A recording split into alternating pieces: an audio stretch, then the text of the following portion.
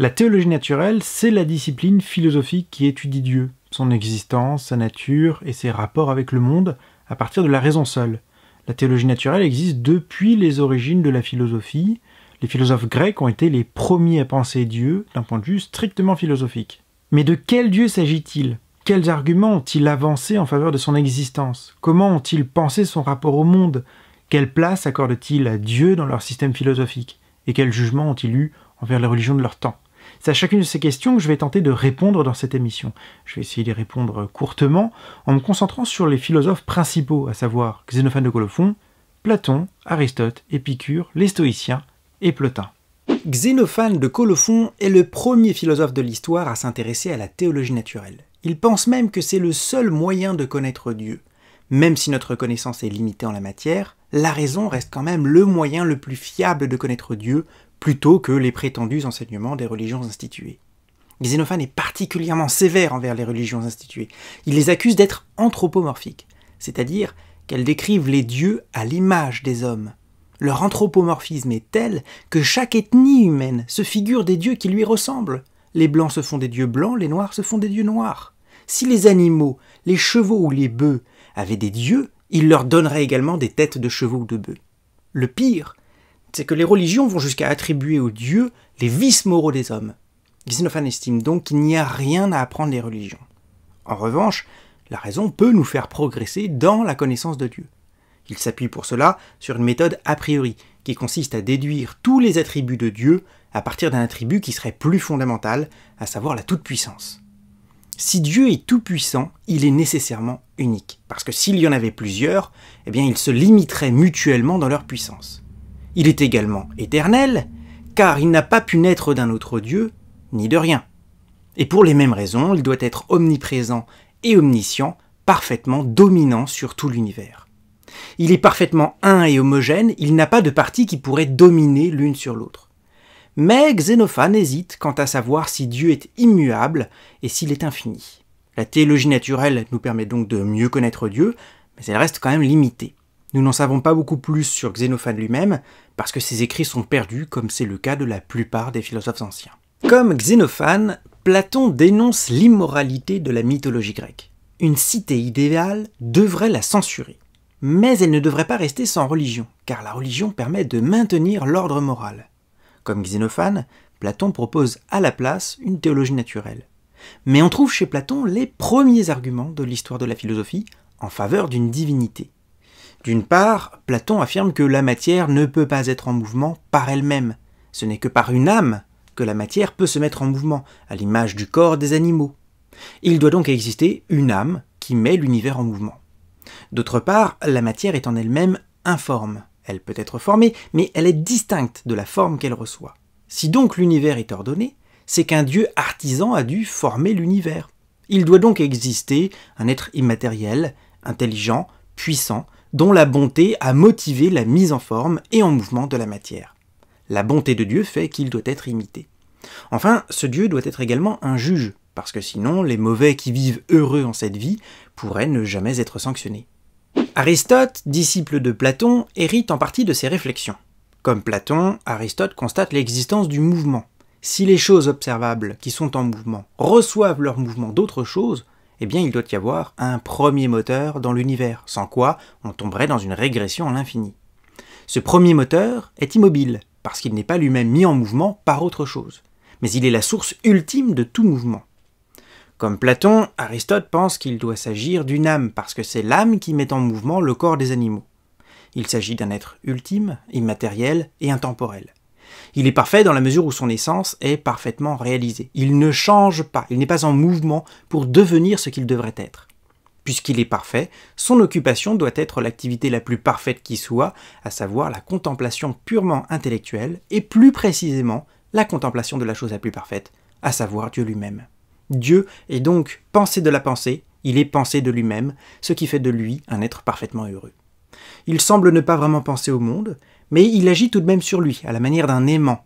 En tant qu'être parfait et bon, les choses sont attirées par lui. Il est donc la cause finale du mouvement dans le monde. Épicure construit une théologie naturelle sur une base très différente de Platon et d'Aristote. Au lieu de chercher à expliquer la nature, Épicure revient à l'opinion commune, et il cherche seulement à la corriger. Il constate que la croyance au Dieu est universelle, et il en conclut qu'elle doit être innée et vraie. Mais les seules choses sur lesquelles tout le monde s'accorde, c'est que les dieux sont bienheureux et immortels. Or, si les dieux sont bienheureux, il faut en conclure qu'ils n'interviennent pas dans les affaires humaines, ce qui leur provoquerait de l'inquiétude ou de la colère. Les dieux d'Épicure ne sont donc pas des dieux bienveillants. Ils ne se soucient ni des hommes, ni de l'univers. C'est d'ailleurs la raison pour laquelle on constate l'existence du mal. Les dieux ne s'occupent que d'eux-mêmes. La conclusion d'Épicure est étroitement liée à sa méthode en théologie naturelle. Épicure ne cherche pas à expliquer la nature par les dieux, puisqu'ils n'y ont aucune part dans l'explication de la nature. Épicure leur préfère le hasard.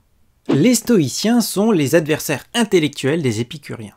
Comme eux, ils considèrent que le consensus des hommes concernant l'existence du divin suffit à l'admettre comme une croyance innée et vraie. Mais c'est le seul point sur lequel ils s'accordent avec les épicuriens.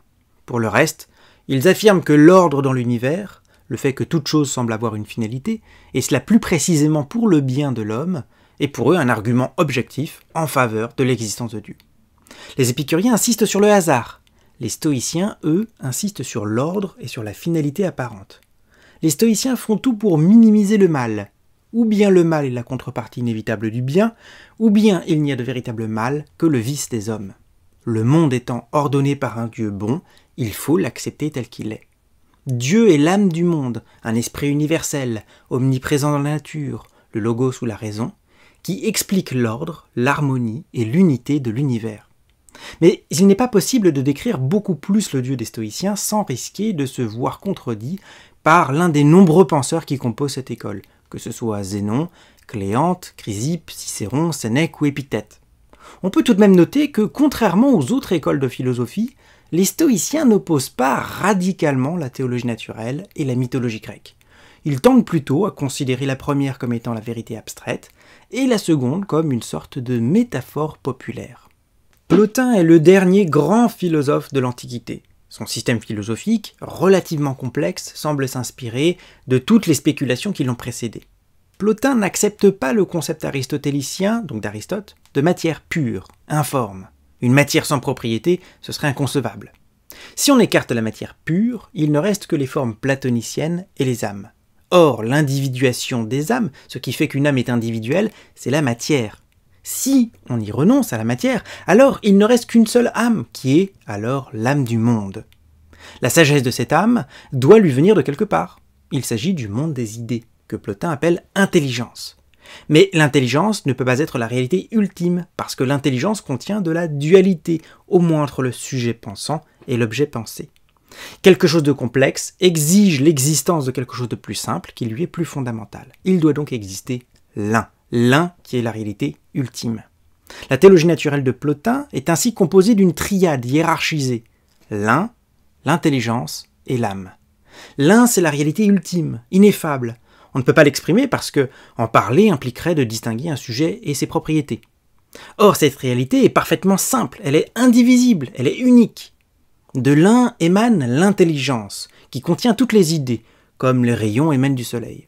Et de l'intelligence émane l'âme, qui n'est plus seulement désir de connaissance, mais qui est aussi désir de temporalité et de sensibilité. Elle incarne les idées dans le monde.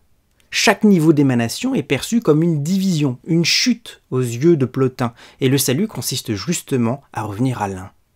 Plotin est assurément l'un des philosophes grecs les plus spéculatifs, mais c'est aussi l'un de ceux qui est le plus mystique. Et sa philosophie va d'ailleurs prendre l'allure d'une véritable religion chez ses disciples, en particulier avec Jamblique. Ce tour d'horizon de la théologie naturelle chez les philosophes grecs montre combien celle-ci peut être variée. Il suffit de considérer simplement la distance qu'il y a entre les dieux d'Épicure et le dieu des stoïciens. Il y a néanmoins quelques tendances. D'une manière générale, les philosophes tendent à concevoir un dieu, le plus souvent unique, dont l'idée s'oppose à celle des polythéismes, dont ils dénoncent assez systématiquement l'anthropomorphisme. Ce dieu, bien que souvent personnel, est très différent des hommes, de par sa nature au moins et de par sa moralité. D'autre part, il y a un certain nombre d'arguments qui reviennent assez régulièrement. Je pense à l'argument de l'universalité de la croyance, de l'existence du mouvement, ou encore de l'ordre. Enfin, Dieu n'est jamais le créateur de l'univers, mais il est plutôt son organisateur. Il est l'âme du monde plutôt que le créateur du monde. Alors toutes ces réflexions ont fortement influencé les philosophes issus des monothéismes, philosophes qui sont postérieurs, mais ça on le verra dans une prochaine émission.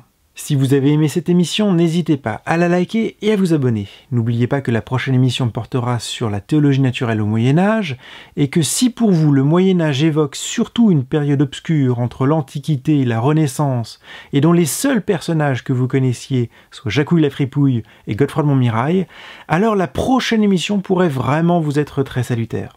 Et sur ce, je vous dis à très bientôt.